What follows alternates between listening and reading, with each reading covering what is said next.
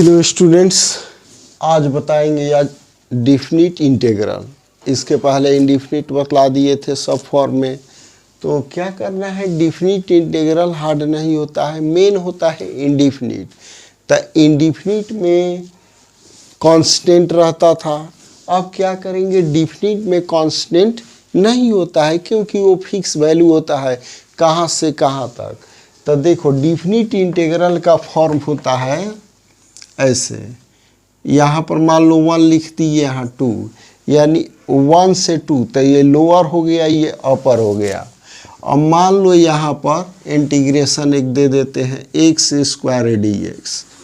अब इसका बनाना होगा, सॉल्व करना होगा, तो इंडिफिनिट के तरह ही बनाएंगे। तो पावर 1 ऐड कर देंगे तो क्या होगा, 3/3। अब यहाँ पर ये लोअर हो गया, ये अपर हो गया। पहले x जहाँ जहाँ पर रहेगा वहाँ 2 रखेंगे, फिर माइनस करके फिर 1 रखेंगे। जैसे ये हो गया 2q/3, x के प्लेस पर 2, तो 2q/3। अब 1 रखना है तो 1q/3 हो गया। अब यहाँ पर एलसीएम क्या होगा, 3, 8 - 1 यानी 7/3। आ गया समझ में। तो जिस तरह से इंडिफिनिट का इंटीग्रेशन करते थे वो कर पहले x के स्थान पर अपर वाला, फिर x के स्थान पर लोअर वाला रख के माइनस कर देंगे। जैसे देखो उस तरह से भी यहाँ बनाकर सॉल्व करते हैं। जिसे मान लो 1 से 2 हो गया, इसका x स्क्वायर dx हो गया। तो इंडिफिनिट के तरह हम क्या लिखते थे, x³/3 प्लस c, यही ना लिखते थे। तो इसी पर भी हम रखेंगे तो यही आंसर आएगा। इंडिफिनिट के तरह x³/3 प्लस c लिखते थे, यहाँ क्या होगा 1, यहाँ क्या होगा 2, तो ये हो गया 2q/3 प्लस c। और फिर माइनस लिखेंगे 1q/3 प्लस c। अब माइनस करते हैं तो 2q को क्या लिख देंगे, 8/3 plus c minus 1/3 minus c और c कैंसिल हो गया, तो ये हो गया 3, 8 - 1 तो 7/3। तो ध्यान देना है, ये इंडिफिनिट की तरह हम c भी लिखेंगे तो वही आंसर आएगा, लेकिन c नहीं लिखा जाएगा क्योंकि दोनों में c और c कैंसिल हो जाएगा। तो डायरेक्ट क्या करना होगा, केवल इंटीग्रेशन इसका करके पहले x के स्थान पर अपर और फिर माइनस देंगे, फिर x के स्थान पर लोअर और उसी का वैल्यू निकाल देंगे। हाँ, तो अब यहाँ पर ये कहना चाहते हैं कि डिफिनिट इंटीग्रल इंडिफिनिट से इजी है, इसमें केवल वैल्यू निकालना है। तो सबसे पहले जिसका इंडिफिनिट इंटीग्रल पर कमांड रहेगा वो डिफिनिट डायरेक्ट बना देगा। इसके लिए क्या कहना चाहते हैं कि इसके पहले वाले जितना क्लास हम में indefinite integration, transformation, substitution, integration by part, special formula, ये सब जितना बताए हैं उसको प्रैक्टिस करना ज़रूरी है। वो अगर माइंड में रहेगा तो डिफिनिट जल्दी जल्दी बन जाएगा। अब इसमें केवल एक प्रॉपर्टी होता है, तो पहले इस तरह से बतला देंगे तब इसका प्रॉपर्टी भी बतलाएंगे।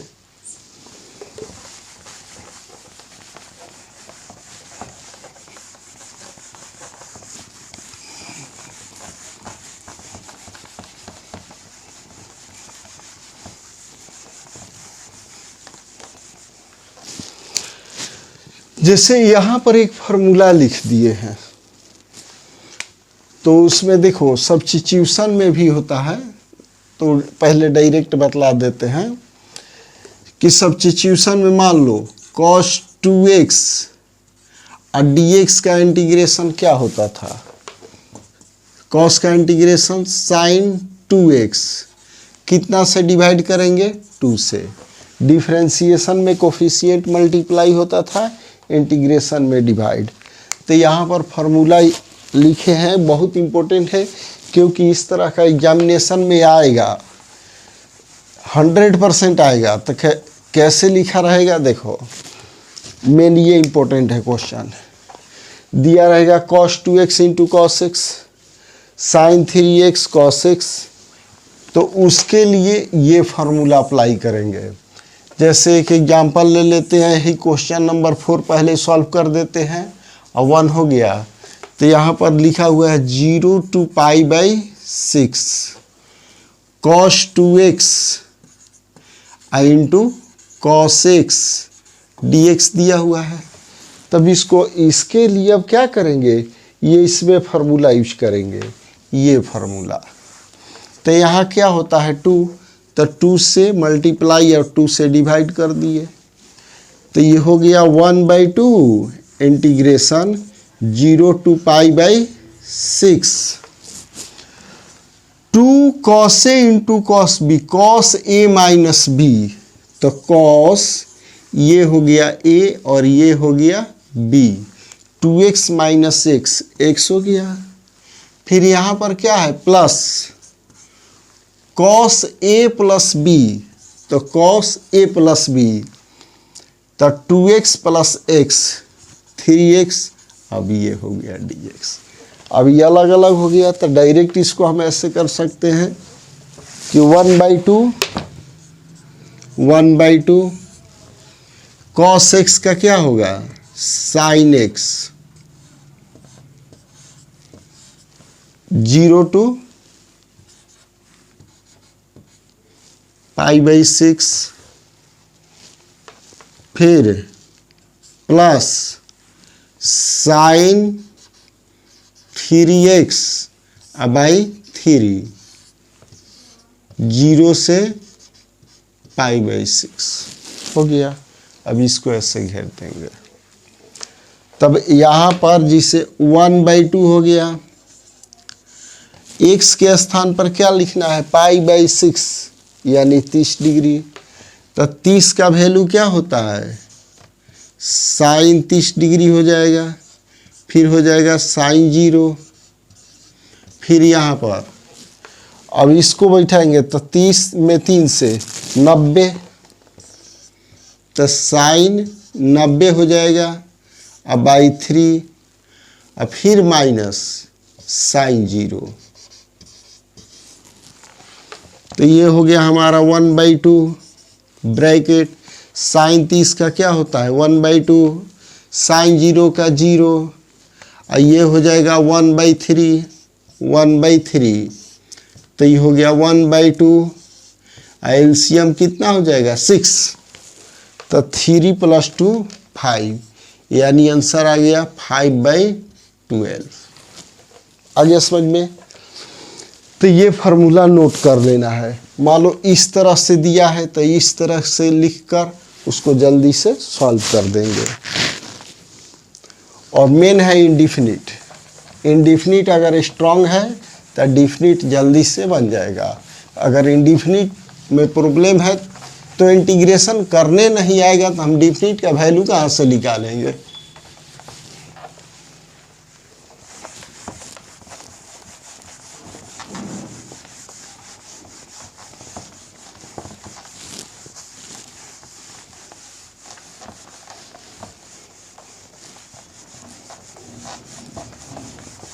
कुछ ट्रिगो का जो फार्मूला रहता है उसको याद करना जरूरी है, जिससे 1 - cos 2x का 1 + cos 2x का, जिससे sin 2x का क्या बतला है sin 2x। जो भी लिखते हैं उसको नोट भी करते जाना है। मान लो नहीं याद होगा तो ये फिर पढ़ने से याद हो जाएगा, और शुरू से लास्ट तक देखने से जहाँ जहाँ फार्मूला होगा वहाँ बताते जाएंगे।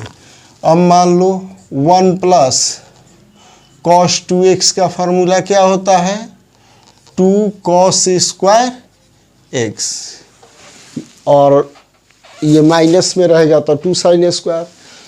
तो यहाँ पर देखो ये क्वेश्चन इंटीग्रेशन 0 to π/4 हो गया। रूट दिया है 1 प्लस साइन 2x दिया हुआ है, तो ये स्क्वायर है, स्क्वायर करेंगे तभी तो रूट हटेगा।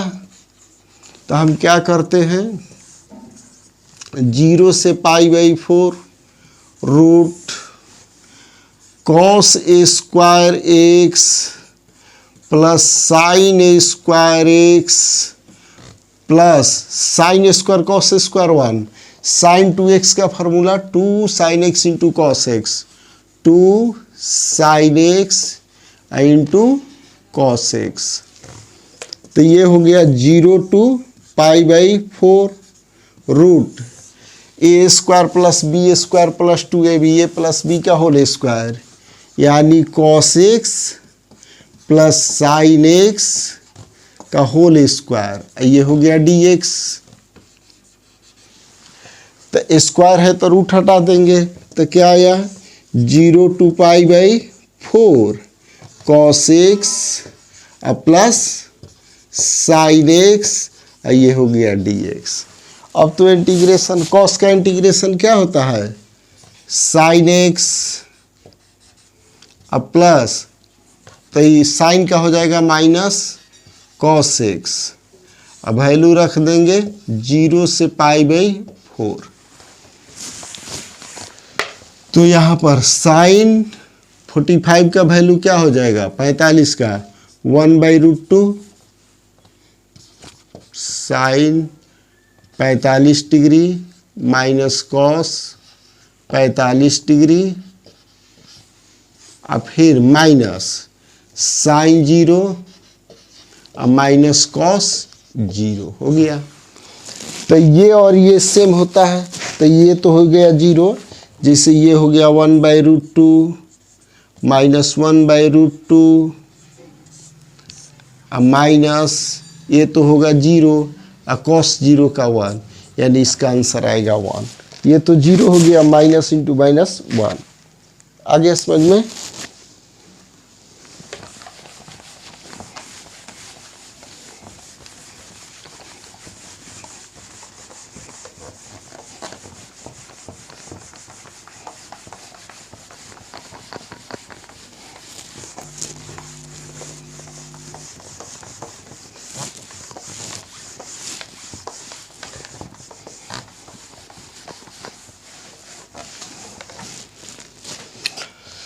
अब यहाँ पर ये क्वेश्चन है, question number 3,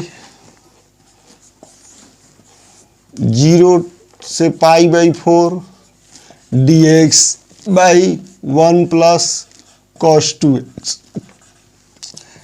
0 to π/4 dx 1 plus cos 2x का फॉर्मूला 2 कॉस स्क्वायर x, तो 1/2 हो गया। 0 to π/4, तो कॉस को ऊपर ले जाएंगे तो क्या होगा सेक, तो ये हो गया सेक स्क्वायर एक्स dx 1/2। इसका इंटीग्रेशन किसका डिफरेंशिएशन होता है, tan का, तो ये हो गया tan x, ये हो गया 0 to π/4, यानी 1/2 tan π/4 माइनस tan 0, तो ये हो गया 1/2 tan 45 का 1, ये 0, यानी 1/2 आंसर हो गया। तो ये सब अब लास्ट में 5 है। 4 तो पहले ही बता दिए। 4 बहुत इंपॉर्टेंट है, क्योंकि 2 sin a into sine B पर, या 2 cos a into cos b पर, या sin a into cos b पर ऐसा क्वेश्चन एग्जामिनेशन में पूछता है। इसलिए इसको फार्मूला को याद कर लेना होगा और उसी तरह से सेट करके इंटीग्रेशन कर देना है। उस तरह का इंडिफिनिट में भी आता है और डिफिनिट में भी आता है। तो यहाँ पर 5 है, 1 से 2 और dx दिया हुआ है, x प्लस 1 दिया हुआ है, आई इंटू एक्स प्लस 2। तो ये बतलाए थे पार्शियल फ्रैक्शन। तो पार्शियल फ्रैक्शन के तरह पहले इसको बनाएंगे, इसके बाद इसका वैल्यू निकालेंगे। तो पार्शियल फ्रैक्शन में क्या बतलाए थे, a by x plus 1 b by x plus 2, LCM हो जाएगा x plus 1 x plus 2 a x plus 2 b x plus 1 equal to 1 by x plus 1 into x plus 2। तो ये तो कैंसिल। अब इसका जीरो क्या होगा, -1, इसका जीरो -2। तब -1 रख देते हैं, x इक्वल टू -1। तो a 2 - 1 1, ये क्या हो जाएगा 0 यानी 1। फिर x इक्वल टू -2 रखते हैं, तो ये 0 हो जाएगा, ये होगा -b equal to 1 b equal to -1। तब ये हो गया इंटीग्रेशन 1 से 2 a 1 by x plus 1 minus 1 by x plus 2 dx अलग अलग हो गया। अब क्या करेंगे, इसका इंटीग्रेशन हो जाएगा log x plus 1 minus log x plus 2। यहाँ पर रख देंगे कितना से 1 से 2 तक। तो ये कुछ है ना, इसको ऐसे भी लिख सकते थे, log x plus 1 by x plus 2, ऐसे भी लिखकर यहाँ वैल्यू रख देंगे 1 2। तो पहले 2 रखते हैं, तो log 2 × 1 3 और 2 × 2 4 माइनस log 1 रखते हैं तो 2 और यहाँ पर 1 रखते हैं तो 3। ये हो गया।